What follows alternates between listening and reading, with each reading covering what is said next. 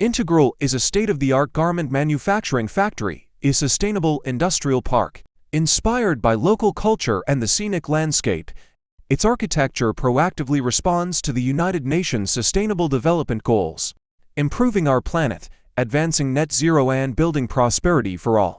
Integral has restored a damaged natural environment with future-ready architecture.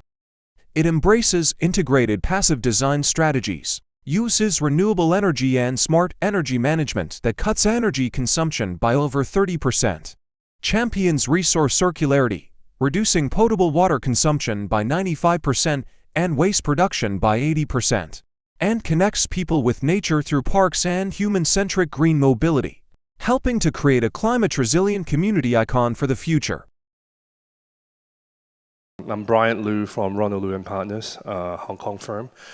We have worked Hong Kong, in fact, Park City is one of our clients. We're working with you guys right now in Malaysia and Vietnam as well. So I look forward to maybe opportunity in India. We like to share some of our experiences, our knowledge to help. As I understand, India, like China, is going through a massive urbanization as well. So let me share with you this other project called Integral. It's located in a city called Guilin, Guilin. Guilin in China, if you talk to any old Chinese, is known as one of the most beautiful scenic city. In fact, Deng Xiaoping in the 1980, when he took the US ambassador going around Guilin, he said this place should be preserved. And hence this city actually did not go through the development of China in the 80s. They were purposely holding back until about 10 years ago when the technology started coming around and when the tourism they want to bring back. And so the city went through a new regeneration. As a result, our client, who is a Hong Kong manufacturing company who does one of the biggest vertically integrated manufacturing companies, start collecting cotton, from cotton to spinning to yarn to fabric to actual shirts. They used to make a lot of stuff for Lacoste, Burberry, they're one of the biggest in the world. But anyway, the client came to us and said, hey, we're given this site because they need to move the current factory, which is already in town center as the city grows. They want to move to this new site, but we want to do something very sustainable, something culturally relevant. Can you help us? And what's interesting is that's all she said. And then she said, but I don't know exactly what I want, but I can tell you what I don't want. So I'll share this story with you. SDG goals I mentioned just before, there's 17 of them. I'm very, very proud to say this project touched upon all 17 aspects that UN set out to consider what is a sustainable development. We will be sharing about place, planet, people, and prosperity for all. So let's talk about place. When we designed this project, we went through these 8 sort of big themes from the architectural design perspective. It's about restoration, it's about sustainability, so you read sort of horizontally. We use this modern material like glass and maybe mirror. So we talked about how we deal with reflection and transparency. For those who've been to Guilin, very often there's large water body. The notion of reflecting the mountains with the lake is a sort of local, culturally sensitive aspect that we want to depict on. At the same time, I want the project to be relatively hidden, meaning that it should not really stand out. It's not about making a statement, it's not about making an icon, but it blending in as part of the nature, part of the environment, part of the fabric. We use a lot of local materials, earthy materials. And how we do the design, integrating with the landscape at the back, at the same time innovation. I'll touch upon all these aspects. We talk about the planet. We had a very high decarbonization towards net zero goal. The client sets this out quite early in the process. And about the people, how can we connect the people with the restored nature? When I say people, it's not just the employees that are working there, but the visitors, the buyers, the people who come in and use this space. How can we restore that we connect with nature? And lastly, we have a lot of public amenity, third space, flexible third space to allow the engagement to do. Throughout the process, we're very outcome-based design process.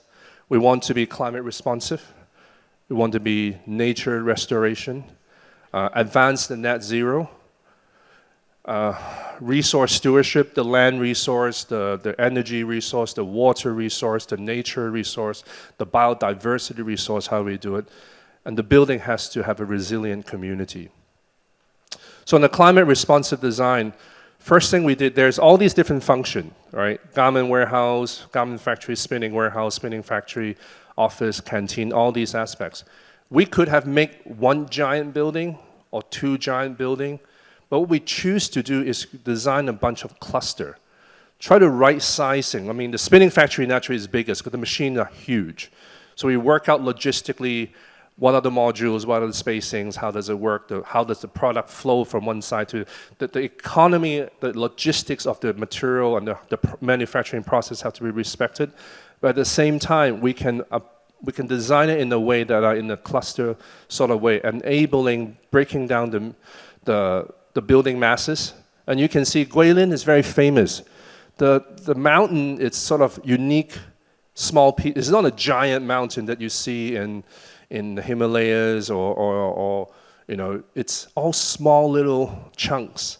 And they want to sort of reflect that little chunks across here without a single giant building. So breaking down the masses is important.